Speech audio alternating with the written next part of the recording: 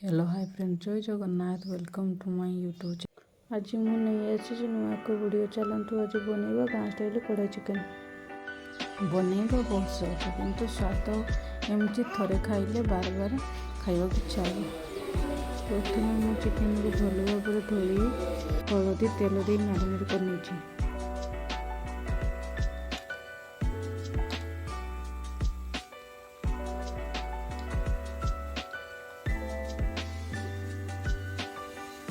कढ़ाई तेल गरम कर पियाज भल भाव भाजी ना।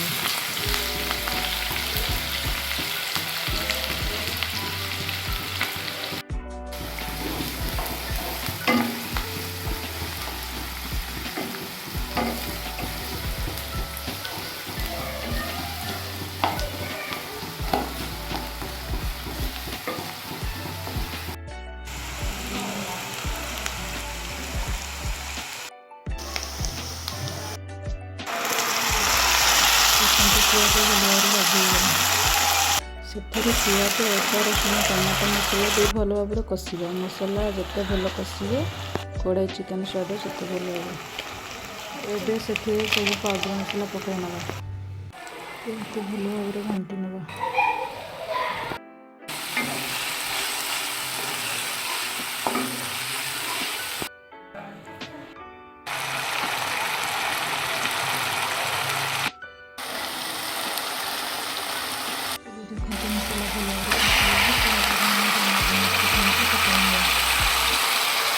मसला को भल भाव मिसाई किसी समय रांधा। ए आलू देती जहाँ झोल को आहरी स्वाद बढ़े। एबे देखो मांस कषा हो जाए।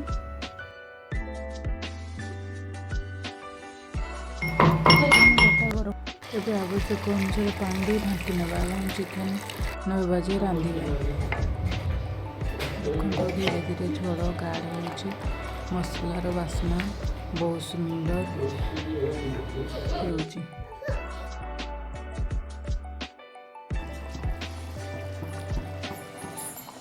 शेष में धनिया पत्र पकई ना। एबे प्रस्तुत हो गला हमरो गाँ स्टाइल कढ़ाई चिकेन। भात रुटी परोटा सहित परोसती। यह स्वाद बहुत जबरदस्त लगे। जदि वीडियोटी भल लगी लाइक शेयर और सब्सक्राइब करने को भूलिए नहीं। धन्यवाद। पुणी देखा नुआ एक रेसिपी।